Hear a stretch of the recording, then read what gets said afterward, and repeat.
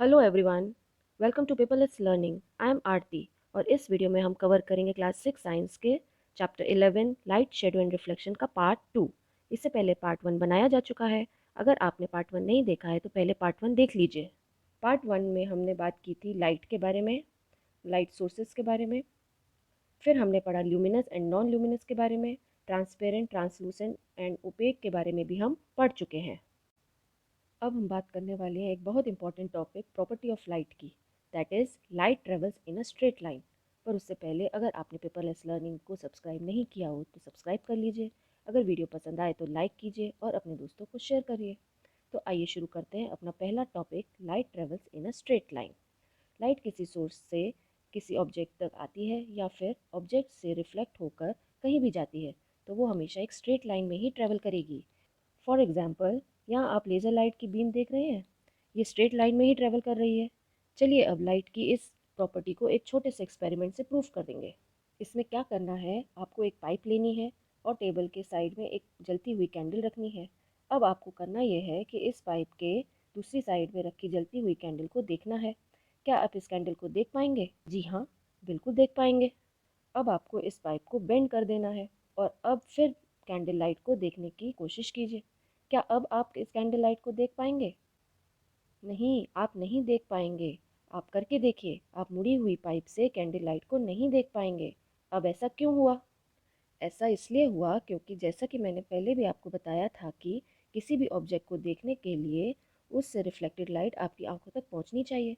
यहाँ पर हम कैंडल लाइट को देखने की कोशिश कर रहे हैं, पर यहाँ क्या हो रहा है कि इस कैंडल लाइट से जो लाइट रिफ्लेक्ट हो रही है वो आपकी आंखों तक पहुँच पा रही है, because light travels in a straight line. इसलिए कैंडल लाइट पाइप के थ्रू आपकी आंखों तक पहुँच पा रही है। लेकिन अगर हम सेकंड केस की बात करें तो इसमें क्या हुआ, आपने पाइप को बेंड कर दिया लेकिन लाइट तो स्ट्रेट लाइन में ही ट्रेवल करती है। तो अब इस कैंडल लाइट से जो लाइट रिफ्लेक्ट हो रही है वो आपकी आंखों तक नहीं पहुंच पा रही है। अगर लाइट स्ट्रेट लाइन की बजाय कर्व लाइन में ट्रेवल करती तो आपकी आंखों तक पहुंच जाती, पर ऐसा तो नहीं होता। लाइट तो हमेशा स्ट्रेट लाइन में ही ट्रेवल करती है, तो इसकी लाइट आपकी आंखों तक नहीं पहुंच पाएगी। इसलिए आपको इस मुड़ी हुई पाइप में से कैंडल लाइट नहीं दिखाई देगी। So we have observe that candle flame can not be seen after bending the tube, that proves that light does not bend and light is always travel in a straight line. Light हमेशा straight line में ही travel करती है। आपने कभी बादलों के पीछे से आती सनलाइट को ऑब्जर्व किया होगा, तो आप पाएंगे कि सनलाइट या सन रे हमेशा स्ट्रेट ही आती दिखाई देती हैं। इसी तरह पेड़ों के बीच में से आती लाइट भी स्ट्रेट लाइन में ही आती दिखाई देती है। किसी खिड़की या रोशनदान से भी सीधी लाइट ही आती दिखाई देती है। अगर आपने रात के टाइम व्हीकल की हेडलाइट को देखा हो तो उससे भी पता चलता है कि लाइट जो है हमेशा स्ट्रेट लाइन में ही ट्रेवल करती है। लाइट टावर से आने वाली लाइट को भी अगर आप ऑब्जर्व करें तो वो भी स्ट्रेट लाइन में ही ट्रेवल करती दिखाई देंगी। ये थे कुछ एवरीडे के एग्जाम्पल जो प्रूफ करते हैं कि लाइट जो है वो स्ट्रेट लाइन में ट्रैवल करती है। अब हम बात करेंगे शेडोज़ यानी परछाई की। हम हर रोज़ अपनी परछाई देखते हैं या और बहुत सारे ऑब्जेक्ट्स की भी परछाई को हम रोज़ देखते हैं। तो चलिए अब हम परछाई यानी शेडोज़ के बारे में थोड़ा और डिटेल में बात करते हैं। तो सबसे पहले हम ये समझते हैं कि आखिर ये शेडोज़ बनती कैसे हैं। यहाँ देखिए, यहाँ सनलाइट जो है वो इन लड़कियों पर पड़ रही है। अब देखिए कि हम एक ओपेक ऑब्जेक्ट है और आपने ये पहले भी पढ़ लिया था कि एक ओपेक ऑब्जेक्ट जो है वो लाइट को ब्लॉक कर देता है, वो लाइट को पास नहीं होने देता। तो अब आप देख रहे हैं कि इस ओपेक ऑब्जेक्ट यानी लड़कियों ने लाइट को ब्लॉक कर दिया है, वो लाइट को पास नहीं होने दे रही हैं, जिस वजह से उसके पीछे एक डार्क रीजन क्रिएट हो गया है जिससे जिसे हम शेडो कहते हैं। अब दो लड़कियों के बीच में देखिए, यहाँ कोई ओपेक ऑब्जेक्ट नहीं है, इसलिए सारी लाइट वहाँ पहुँच पा रही है, इसलिए यहाँ कोई भी शेडो फॉर्म नहीं हो रही है। इससे आपको ये समझ आया, अगर लाइट को कोई ओपेक ऑब्जेक्ट ब्लॉक कर लेगा तो उस एरिया में एक डार्क रीजन बन जाता है जिसे हम शेडो कहते हैं। अब यहाँ देखिए, यहाँ ट्रीज़ के बीच में से लाइट आ रही है और ट्री सनलाइट को ब्लॉक कर रहे हैं, जिससे आपको ग्राउंड पर एक डार्क रीजन क्रिएट होता हुआ दिखाई दे रहा है, इसे हम शेडो कहते हैं। यहाँ पर जो लाइट आ रही है उसे इस चेयर ने ब्लॉक कर दिया है, जिसके कारण चेयर के पीछे एक शेडो फॉर्म हो गई है। सेकंड पिक्चर में देखिए, यहाँ दो बच्चे खड़े हैं, सनलाइट आगे से बच्चों पे पड़ रही है बच्चे जो हैं ओपेक ऑब्जेक्ट होने के कारण सनलाइट को ब्लॉक कर रहे हैं।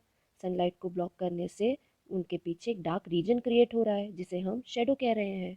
तो अब आप समझे, shadows are form when path of light is blocked by an opaque object. आइए अब देखते हैं, शेडोज़ को बनाने के लिए 3 कंडीशंस का होना बहुत ज़रूरी है।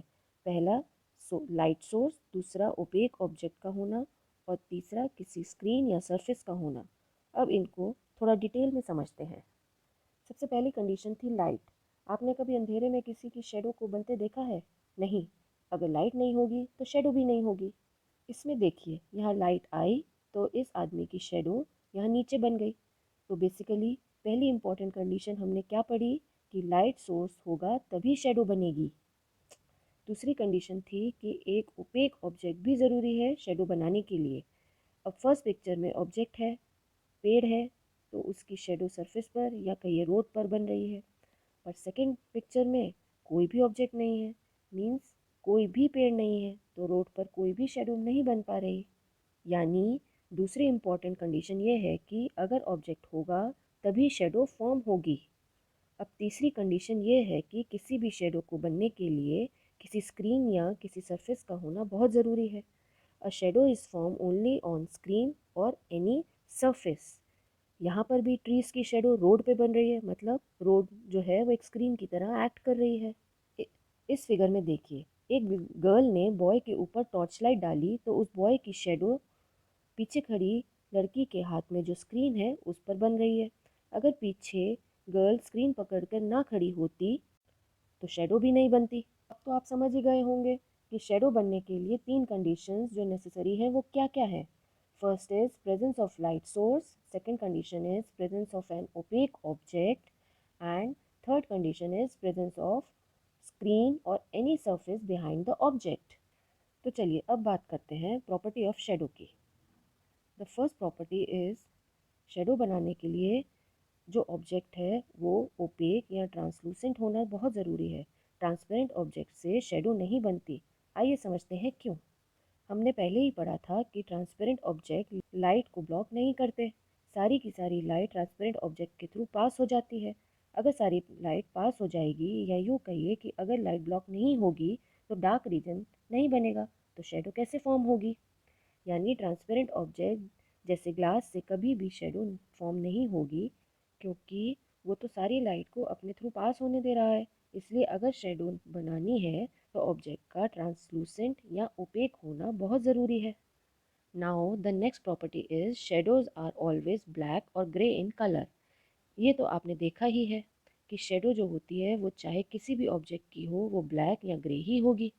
शेडो कभी भी कलरफुल नहीं होती, या कहिए कि शेडो कभी भी उस कलर की नहीं बनती जिस कलर का ऑब्जेक्ट होता है। Now the third property is it is form opposite to the source of light. अब अगर आपने ध्यान दिया हो तो जिस डायरेक्शन से लाइट आ रही है उसके ऑपोजिट डायरेक्शन में ही शेडो फॉर्म होगी।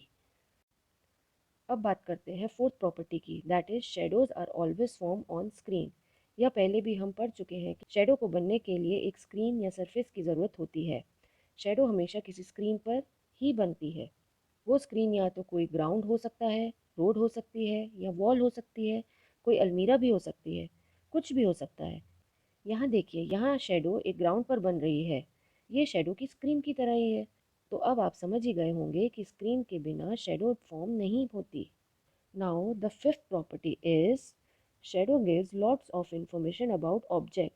Sometimes it mislead us about the shape and size of the object. कहने का मतलब है कि कभी तो आपको शेडो देखकर पता चल जाता है कि शेडो किस ऑब्जेक्ट की बनी है, लेकिन कभी कभी आपको धोखा भी हो सकता है। अब यहाँ देखिए, शेडो देखने से पता चल रहा है कि ये शेडो किसकी है। फर्स्ट में शेडो एक पर्सन की है, दूसरी पिक्चर में भी पता चल रहा है कि ये शेडो एक चेयर की है। लेकिन इस तरह से जब आप हाथों से डिफरेंट डिफरेंट एनिमल्स की शेडो बनाते हैं तो शेडो को देखने से तो लगता है कि ये शेडो किसी एनिमल या बर्ड की है, पर ये तो आपने अपने हाथों से बनाई है, तो ये तो रियलिटी में हाथ की शेडो ही है। तो some time shadow can mislead you. Shadow कभी कभी आपको गलत गाइड भी कर सकती है कि ये किस चीज़ की शेडो है। अब यहाँ देखिए, अगर हमने इस सिलेंडर को इस लेटी हुई पोजीशन में रखा तो शेडो कैसी बनेगी स्क्रीन पर? गोल, क्योंकि सोर्स ऑफ लाइट के सामने सिलेंडर का जो हिस्सा है वो गोल है, तो लाइट भी गोलाई में ही ब्लॉक होगी, तो स्क्रीन पर जो शेडो बनेगी वो भी गोल ही बनेगी। लेकिन अगर हमने सिलेंडर को खड़ी पोजीशन में रखा है तो लाइट भी लंबाई में ही ब्लॉक हो रही है, तो शेडो भी रेक्टेंगुलर ही बनेगी। इसलिए ऐसा कहा जाता है कि शेडो कभी कभी आपको मिसलीड करती है, गलत इन्फॉर्मेशन देती है कि वो किस ऑब्जेक्ट की शेडो है। Now the last property of shadow is shape of the shadow is always similar to that of the object but the size of the shadow varies. अब आप देखिए कि शेडो का साइज वेरी क्यों होता है। शेडो का साइज इस बात पर डिपेंड करता है कि सोर्स ऑफ लाइट और ऑब्जेक्ट के बीच का डिस्टेंस कितना है। जैसे इस पहली पिक्चर में देखिए, अगर सोर्स ऑफ लाइट और ऑब्जेक्ट पास में ही हैं तो ऑब्जेक्ट की शेडो काफ़ी बड़ी बनेगी। ऐसा इसलिए क्योंकि ऑब्जेक्ट ज़्यादा लाइट को ब्लॉक कर पा रहा है, और अगर ज़्यादा लाइट को ब्लॉक करेगा तो शेडो भी बड़ी बनेगी। इसी तरह इस पिक्चर की सेकंड फिगर में को देखेंगे तो पता चलेगा कि जैसे ही ऑब्जेक्ट सोर्स ऑफ लाइट से दूर किया तो शेडो छोटी होनी शुरू हो गई, क्योंकि जैसे जैसे ऑब्जेक्ट लाइट से दूर जाता जाएगा वो कम लाइट को ब्लॉक करेगा, तो शेडो भी छोटी होती जाएगी। अब हम स्टार्ट करते हैं एक नया टॉपिक, मिरर एंड रिफ्लेक्शंस। चलिए अब हम बात करते हैं मिरर्स के बारे में। मिरर तो आप सबने देखा ही है, हम रोज़ देखते हैं अपना चेहरा मिरर के। कितना अमेजिंग है ना कि हम कहीं भी जाने के लिए तैयार हुए और झट से हमने अपना चेहरा मिरर में देख लिया कि हम कैसे लग रहे हैं। सोचो अगर मिरर नहीं होता तो क्या होता। हम कभी भी अपने आप को नहीं देख पाते कि हम कैसे दिखते हैं, हम कैसे लग रहे हैं। तो जब भी हम अपने आप को मिरर में देखते हैं तो हमें अपना चेहरा दिखाई देता है, या आप यूँ कह सकते हैं कि हमें अपने चेहरे का रिफ्लेक्शन दिखता है। इनफैक्ट अपना चेहरा ही नहीं, आसपास में जो चीज़ें रखी हैं वो भी हमें मिरर में दिखाई देती हैं। एक्चुअल में जो आपको मिरर में दिख रहा है वो सामने रखी चीज़ों का रिफ्लेक्शन ही है। जैसे फर्स्ट पिक्चर में दरवाजे हैं, झूमर है, खिड़कियाँ हैं, सोफ़ा है, और सेकंड पिक्चर में बेड है, लैम्प है, चेयर है। ऐसी कई चीज़ें मिरर के सामने रखी हैं, उनका रिफ्लेक्शन मिरर पर पड़ रहा है और वो रिफ्लेक्शन ही हमें मिरर में दिखता है। यही चीज़ आपने वहाँ भी ऑब्जर्व की होगी जहाँ काम वाटर होता है, वहाँ पर भी सराउंडिंग्स की इमेज दिखाई देती है, जैसे पहाड़, पेड़, आसमान। ये सब चीज़ों का रिफ्लेक्शन हम शांत पानी में देख सकते हैं। बहुत क्लियर इमेज तो नहीं बनती, पर फिर भी आपको वो इमेज दिखाई पड़ती है। सो ऐसा क्या है मिरर में जो हम अपने आप को उसमें देख पाते हैं। It is due to reflection of light कि हम अपने आप को मिरर में देख पाते हैं। अब तक तो हम ये जान ही चुके होंगे कि किसी भी ऑब्जेक्ट को देखने के लिए क्या ज़रूरी है। किसी भी ऑब्जेक्ट को देखने के लिए उससे रिफ्लेक्ट करती हुई लाइट आपकी आंखों तक पहुंचनी चाहिए, तो आप उस ऑब्जेक्ट को देख पाएंगे। इमेजिन करिए आप यहाँ इस मिरर के सामने खड़े हैं और यहाँ पर सनलाइट पड़ रही है, कोई और लाइट सोर्स लाइक बल्ब या टॉर्च, एनीथिंग। अब क्या होता है, जैसे ही आप पर लाइट पड़ी आपकी बॉडी उस लाइट को चारों तरफ रिफ्लेक्ट करेगी, और जब वो रिफ्लेक्टेड लाइट मिरर पर जा पड़ती है तब मिरर क्या करता है, उस लाइट को फिर से रिफ्लेक्ट कर देगा, और वह रिफ्लेक्टेड लाइट जब आपकी आंखों तक पहुंचती है तो आपको अपना चेहरा मिरर में दिखाई देता है। So it is due to reflection.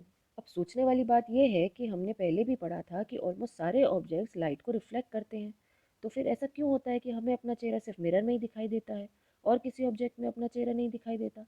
तो चलिए अब हम इस चीज़ को समझने की कोशिश करते हैं कि ऐसा क्यों होता है। ऐसा इसलिए होता है क्योंकि हर एक ऑब्जेक्ट सेम तरीके से लाइट को रिफ्लेक्ट नहीं करता। इसको ऐसे समझते हैं, दो तरह से सारे ऑब्जेक्ट लाइट को रिफ्लेक्ट करते हैं। एक होता है रेगुलर रिफ्लेक्शन, दूसरा होता है डिफ्यूज रिफ्लेक्शन, या कहिए इरेगुलर रिफ्लेक्शन। रेगुलर रिफ्लेक्शन में क्या होता है कि जब भी लाइट ऑफ रे किसी बहुत स्मूथ सरफेस पर पड़ती है लाइक मिरर, तो सारे लाइट रेज पैरेलली रिफ्लेक्ट हो जाती हैं इन सेम डायरेक्शन। ऐसा रिफ्लेक्शन होता है मिरर में, मींस हाईली पॉलिश सरफेस पे या काम वाटर पे। ये जो लाइट रेज आ रही हैं ये रिफ्लेक्ट हो जाती हैं पैरेलली इन सेम डायरेक्शन। इसी वजह से आपको मिरर में या काम वाटर में या स्लाइट पॉलिश सरफेस पे अपना चेहरा दिखाई देता है। वहीं हम बात करें sofa, table, chair, paper, cloth, ये सारी चीज़ें, इसमें हम अपना चेहरा नहीं देख सकते क्योंकि उसमें होती है इरेगुलर या डिफ्यूज रिफ्लेक्शन। इनका सरफेस इतना स्मूथ नहीं होता, इसका सरफेस रफ होता है। जब भी लाइट की रे रफ या इरेगुलर सरफेस पर पड़ती हैं, जैसा कि पेपर, वुड, क्लॉथ, प्लास्टिक, तो लाइट रे डिफरेंट डायरेक्शन में रिफ्लेक्ट कर हो जाती हैं। यहाँ सेकंड फिगर में आप देखें तो आपको पता चलेगा कि लाइट जो है वो डिफरेंट डायरेक्शन में रिफ्लेक्ट हो रही है। इस वजह से आप जो है इन सारी चीज़ों में आप अपनी या किसी की इमेज को नहीं देख पाते क्योंकि उनकी सरफेस रफ होती है। चलिए अब बात करते हैं पिन होल कैमरा की।